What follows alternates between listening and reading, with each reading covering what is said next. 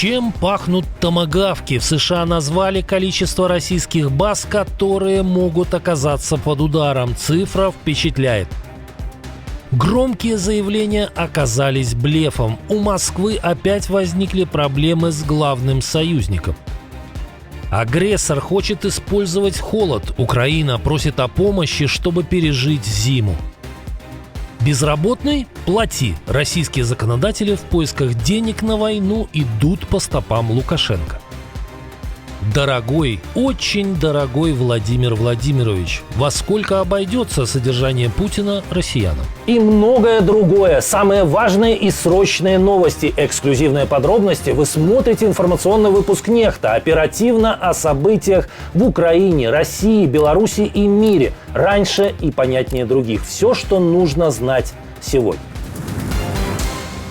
Очень тревожные новости, но тревожные для обитателя Кремля. Если Вашингтон все же передаст Киеву томагавки, ВСУ смогут нанести сокрушительный удар по российским военным объектам и тыловым районам, снабжающим армию страны-агрессора. В Институте изучения войны поделились подробностями. Данные ракеты имеют дальность 2500 и 1600 километров. Эксперты подсчитали, в первом случае под удар попадут около 2000 объектов, во втором – более 1500. Среди них и печально известный завод в Алабуге, в Татарстане, где наладили массовое производство шахедов. Приоритетными целями станут и авиабазы. В радиус действия томагавков в зависимости от модификации ракет попадают от 67 до 76 таких объектов. Например, с базы Энгельс-2 в Саратовской области вылетают стратегические бомбардировщики, запускающие крылатые ракеты по Украине. Накануне Трамп заявил, что решение о поставках практически принято, но сначала он хочет понять, как Украина будет использовать ракеты и на какие цели их направит. Пока ряд экспертов продолжает выражать скепсис относительно окончательной передачи томагавков Киеву,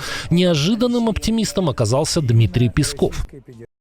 Что касается поставок вооружения, сначала они происходят, а потом звучат уже заявления. Ну, по крайней мере, так всегда было при администрации Байдена. Дополнение кремлевский пресс-секретарь только вяло повторял невнятные тезисы своего шефа. Что касается позиции Москвы, она была весьма недвусмысленно изложена президентом Путиным на недавнем встрече в рамках дискуссионного клуба «Валдай». Там все четко было сказано, это будет серьезный виток эскалации, который вместе с тем не сможет поменять положение дел на фронте. Правда, угрожать Трампу ни Песков, ни его начальник не решаются. Но чего еще ждать от бумажного тигра? Нехорошо складываются для Кремля и дела на другом направлении. Российско-китайские переговоры по строительству нового газопровода «Сила Сибири-2», о которых Путин и глава «Газпрома» Миллер рассказывали как о юридически обязывающих соглашениях, на деле провалились по ключевым параметрам. Как сообщает Reuters со ссылкой на неназванные, но информированные источники, во время визита Путина в Китай в сентябре договориться с Си Цзиньпином о цене газа на новые 50 миллиардов кубометров в год не удалось. Не согласованы и инвестиционные условия, и сроки запуска проекта. Даже если сделку удастся заключить в следующем году, строительство трубы займет не менее 5 лет, и столько же понадобится, чтобы вывести ее на проектную мощность. В «Газпроме» не ждут выхода «Силы Сибири» на полные объемы раньше 2034 или даже 2035 годов, при старте поставок в 2031. Сейчас по «Силе Сибири-1» Россия ежегодно поставляет в Китай 38 миллиардов кубов. С 2027 года добавятся еще 12 миллиардов по дальневосточному маршруту. Цена газа для Китая в этом году составляет $248 за 1000 кубометров, что на 38% ниже, чем для других зарубежных клиентов. В следующем году цена для Китая еще снизится. При этом экспорт в КНР компенсирует России лишь 1/5 часть утраченных европейских поставок. После начала войны объем газа в ЕС сократился в 12 раз. В первой половине текущего года «Газпром» поставил в Европу лишь около 9 миллиардов кубов. Это уровень советских поставок середины 1970-х годов.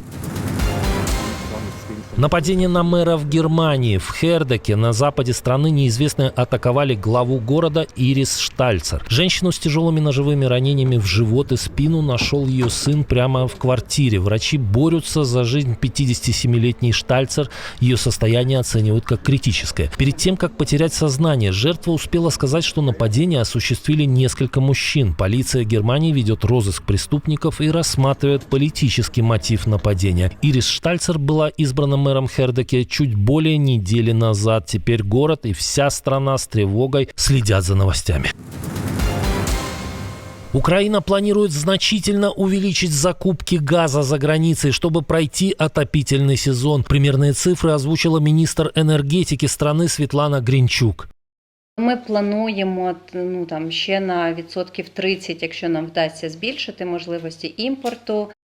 По словам Гринчук, Украина ведет переговоры с рядом международных партнеров. Назвать точную необходимую сумму тяжело из-за нескольких факторов. В першу чергу все залежить від атак. В другу чергу все залежить від того, наскільки швидко ми можемо відновлюватися. І тільки тоді можна прогнозувати.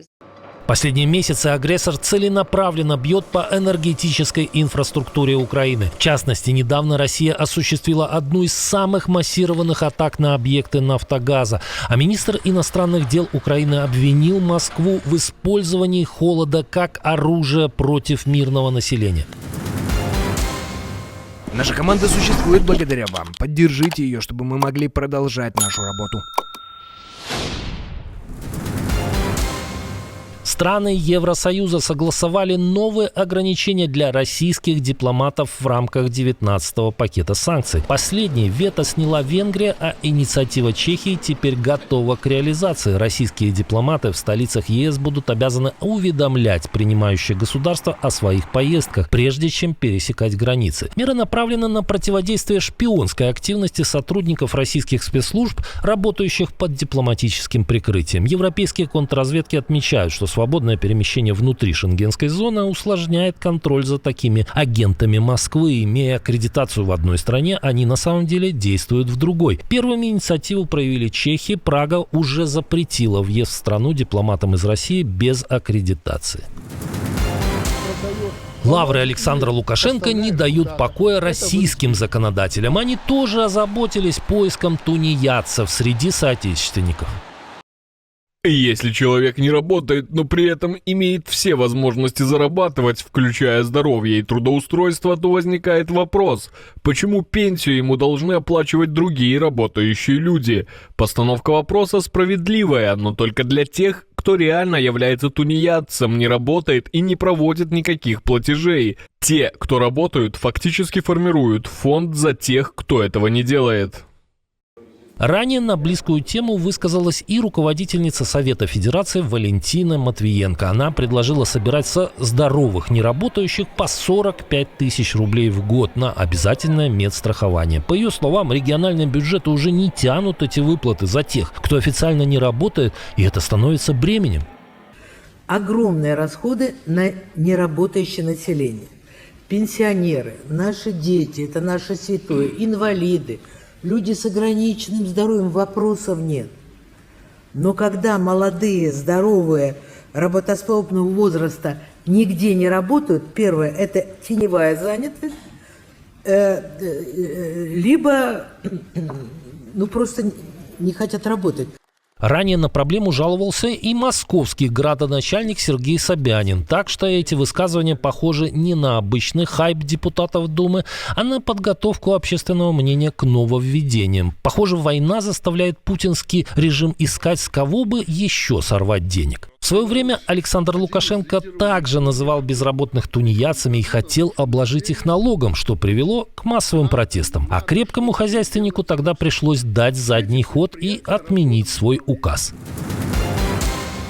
Раскошелиться российским тунеядцам придется не только на войну, но и на самого занятого человека в стране. Содержание Владимира Путина и его администрации в 2026 году вновь подорожает. Согласно проекту закона о бюджете, расходы на эту статью побьют рекорд и составят почти 33 миллиарда рублей в год. Для сравнения, это больше, чем годовые бюджеты целых регионов, например, Калмыкии и Еврейского автономного округа. По сравнению с текущим годом расходы вырастут почти на 2 миллиарда рублей. 3/4 дополнительных денег пойдут на повышение зарплат сотрудников администрации президента. Остальное, около 500 миллионов, на закупки товаров, работ и услуг для Кремля. Следом подорожает и так называемый парламент. Расходы на Госдуму в 2026 вырастут почти на 2,5 миллиарда, хотя обходится она бюджету почти вдвое дешевле, чем команда Кремля.